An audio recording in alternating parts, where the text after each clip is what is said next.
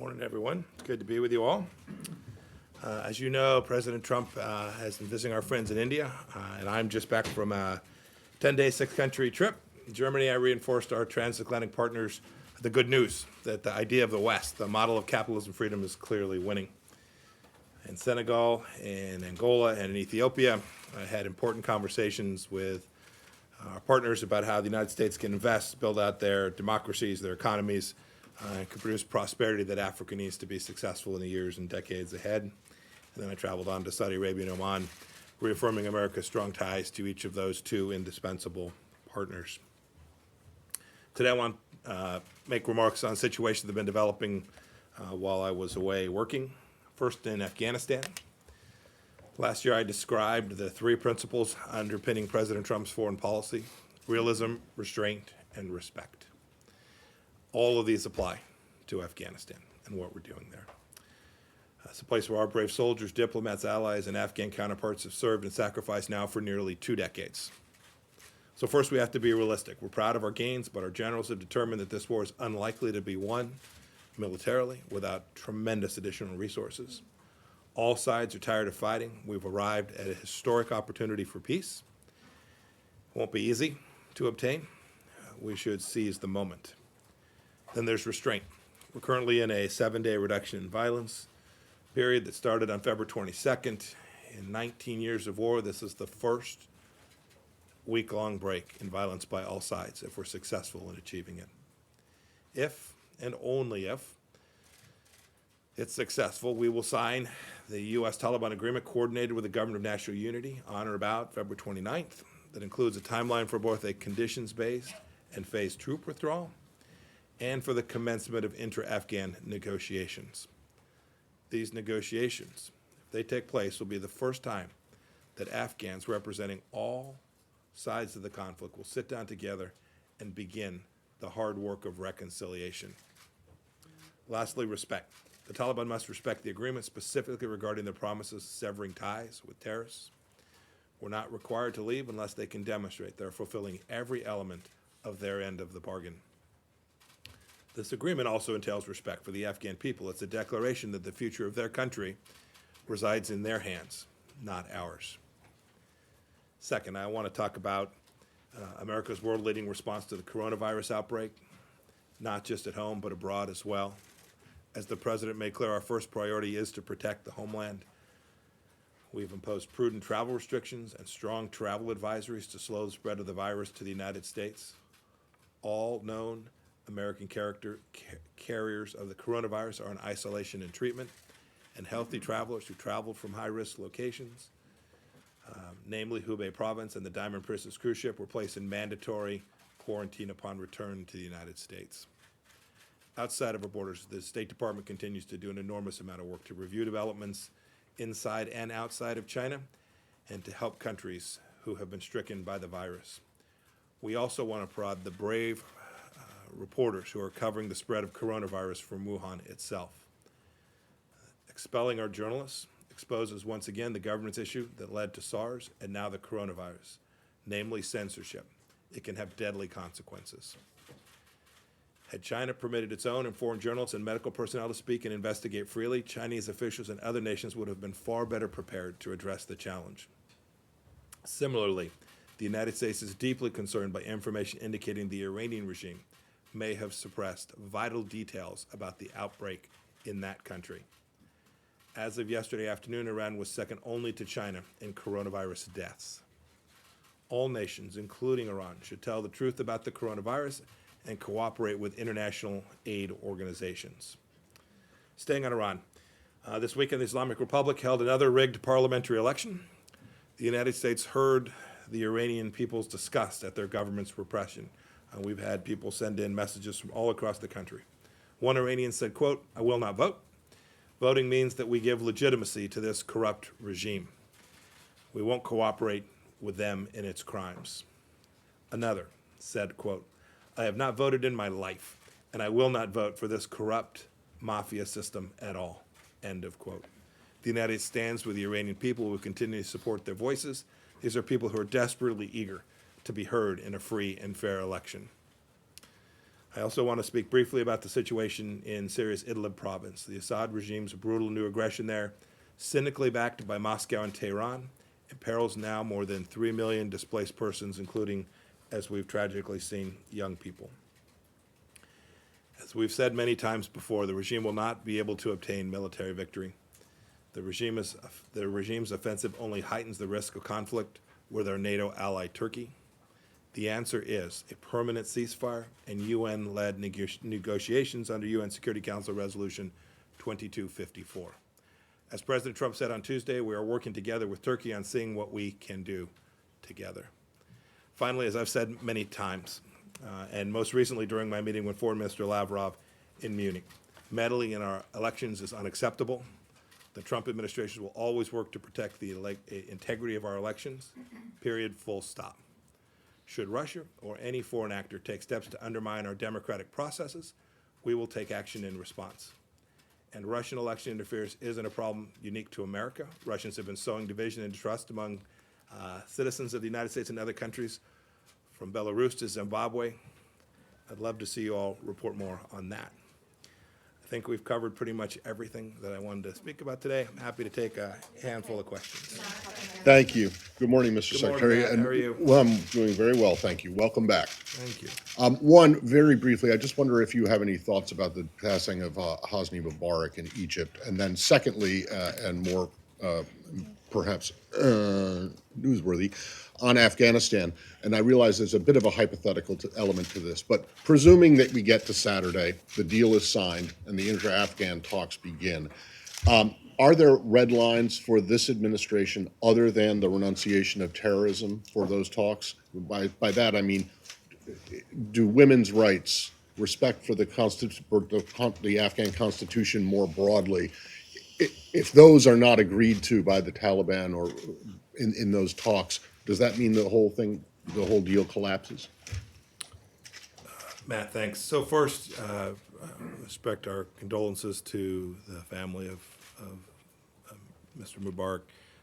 Our mission set there has been to work with the current government to develop a better partnership with Egypt. We continue to work on that. As for what the inter-Afghan negotiations will yield if we get to that point, I think we're all eyes wide open about the complexity and the challenges. There's a reason it's been this long since they've sat at the table together. They have deeply divergent views.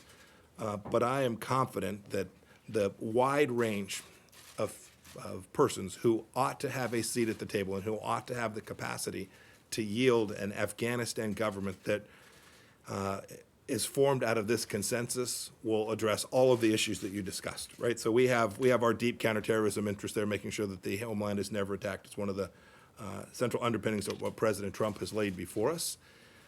And then our mission set is to make sure that the Afghan people come up with a solution that is an Afghan solution to the problems that have plagued that country for more than 20 years now, for an awfully long time. We'll certainly be there, be led by others, but we'll be part of that conversation. And our mission set is very clear.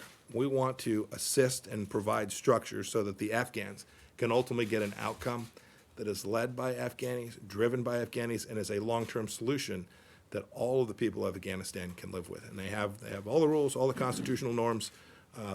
Our hope is that when they sit at the table together, that they can grind through the broad range of issues that confront this country, whether that's the security situation, the economic situation, all the political dynamics that are at play there. It will be arduous, it will be complex, but it has to begin with a moment where the Afghans all sit together and begin to hammer out a consensus for their own nation. Nike. Go ahead, Nike. Good morning, Mr. Secretary. Yes, ma'am. On China, you have issued a strong statement to condemn China for expelling the Wall Street Journal reporters. What are the options being considered by the United States to respond? And what is your take on this headline controversy that some of the Wall Street Journal says China staff has asked the paper to apologize, and a headline which was considered by the Chinese government as racist? Separately, if I may, on coronavirus, is a coronavirus outbreak affecting the preparation of the expected U.S.-ASEAN Special Summit? Thank you. So with respect to the decision that the Chinese Communist Party made to expel three Wall Street Journal journalists. We've made a statement. We've condemned it. We've condemned it because it's the wrong thing to do from a perspective of freedom. We've talked about reciprocity and what Chinese media outlets have access to or permitted to do here in the United States. That is not the case for U.S. media outlets, or for that matter, not other non-Chinese media outlets inside of China as well. So there's an important principle there that we want to defend. But second, it's also incredibly important that we get accurate information about what's taking place there with respect to the coronavirus. This data set matters. This information matters. The tactical situation on the ground matters, not only to assist us in helping the Chinese people, which we are committed to continuing to do, but to make sure that we are helping citizens all across the world, including citizens right here in the United States. So we think that information flow inside of China is at a critical moment.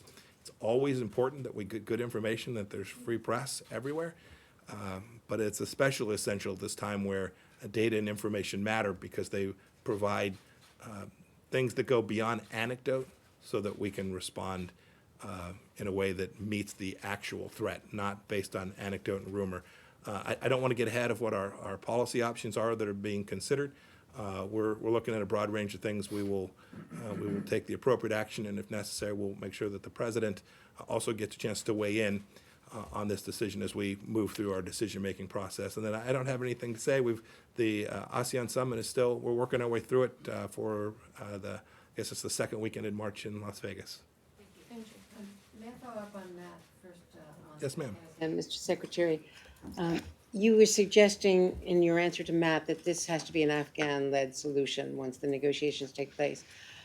But President Bush, Laura Bush, and the entire administration, the State Department here under President Bush, made it very clear, as did the Obama administration, that women's rights had to be guaranteed under an American commitment to the women of Afghanistan. And having traveled there in the 90s under Taliban rule, I've witnessed what it was like for the women under Taliban rule. Would all of the blood, sweat, and tears of of this horrible war have taken place if not for some of those horrible procedures by the Taliban? And so, are we prepared to? I'm not sure I understand your question. Are we prepared to? What terrible procedures? I mean, the human rights abuses against half the Afghan population, as well as the terrorism base, of course, that led to 9/11. So, are we prepared to withdraw and let the Afghan government and the Taliban reach conclusions that disadvantage women, despite the American commitments under two administrations to the women of Afghanistan? Yeah, our mission set there has been much broader than that, and it continues to this day. It's deeply consistent with what you just spoke to. Our mission set there is to deliver good security outcomes for the Afghan people, to let their political process work its way through. I've met lots of Afghan leaders along the way as well. I'm very confident that the very concerns that you raise will be addressed as part of these conversations. The United States' effort is to let the Afghans lead this process, and they'll come up with a resolution that is, I'm sure, uniquely theirs, just like every nation across the world does. The United States has expended an enormous amount of life in this, and we are now on the cusp of having an opportunity, which may not succeed, but an opportunity for the first time to let the Afghan people's voices be heard. I am confident that voices all across the Afghan political spectrum, the voices of women, the voices of minorities, the voices from all the different tribes and sects and political views, I'm confident all those voices will go into the ultimate solution. We and the others who will lead these negotiations will ensure that those voices are heard, and then the Afghans will drive the solution. You'll see, when you see if we get to this point on Saturday, and you see the arrangements that we have set forward, our conditions-based withdrawal sets a high bar for the things that will take place in order for America to ensure that we can accomplish both of those missions: a peace and reconciliation solution in Afghanistan, and ensuring that the homeland continues to be as risk-free as we can possibly make it. Next question. I'm not ignoring the prisoner release issue. Okay. It's an important one. We'll work our way through it. You'll see, if we get to that point on Saturday, you'll see what we have accomplished so far and then you'll see our proposals for how we would proceed Thank you. after that. Thanks. Hey, Mr. Secretary, Hi, Rich. is there a role the United States can or should play in these competing claims to the Afghan presidency? Yeah, we have the security role, right? Our lead function there is to make sure that there's an Afghan, our commitment is, right, there's an Afghan constitution. We want to make sure it's followed. They held a set of elections. We've got to validate that those elections were free and fair and accurate, that the counting and tally was right. We're on the cusp of enormous political opportunity. We're not going to let any one small group who has the idea that somehow they can undermine it. And there are many who want to spoil what it is that we have already achieved. We're not going to let that happen. And so our mission set is very clear. The Afghan people have spoken over the last 16 months as we've been working to get to this point that we are. And so far, the reduction in violence is working. It's imperfect, but it's working. It's got to work for a long time while this political resolution is driven forward. And we want to make sure that we have a process in place that those who want to undermine it, there are those with an enormous vested interest in the status quo. Make no mistake about it. We want to make sure that those who want the status quo, bloodshed, tears, economic challenges, all of those people who have an interest, whether that's because of corruption or because some ideological view, can't spoil what it is that the Afghan people so richly deserve after they have sacrificed so much fighting alongside of us these past 20 years. Thank you, sir. I'll take one more. Who's got Okay, one? Nadia, go ahead. Good morning, Mr. Yes, ma'am. Secretary. Can we first get a reaction about the passing of the former Egyptian President Hosni Mubarak? And second on Syria. Yeah, You did? I did. Oh, I'm sorry, I didn't yeah, hear it. Yeah. Okay, second on Syria. You have issued many statements about the humanitarian disasters that unfolding in the Idlib province. You have blamed the Russians and the Iranians and the Syrian regimes. Yesterday, the Russian foreign minister warned what he called Western powers from negotiating with rebel groups. Does that mean that the ceasefire now is very difficult to achieve? And what can you do to enforce the ceasefire? Yes, it's very difficult to achieve. This is a complex problem that's gone on for a long time. It certainly predates our administration's time in office. Every effort at the ceasefire has been undermined by Assad, by the Russians, and the Iranians. Every effort that the United Nations has made to get the Constitutional Committee together under UN Security Council Resolution 2254, which is ultimately the resolution that the Syrian people need, has been undermined by those three. We have all the while used our diplomatic capability. You see that we still have forces on the ground in northeast Syria. And then we've also been the lead contributor to the humanitarian issues. You saw perhaps what happened, I guess now 2 weeks back at the UN, where we wanted more ways to bring safe passage for medical assistance and food assistance to come through. Those resolutions were blocked at the UN Security Council by the Russians. The humanitarian relief effort into this part of Syria was blocked by the Russians. We're continuing to work. We're working with Secretary General Guterres to make sure that not only American assistance, but assistance from all across the world can get to these people to at least mitigate the damage that's being done by the latest offensive in Idlib. Thank you all very much. Have a great day.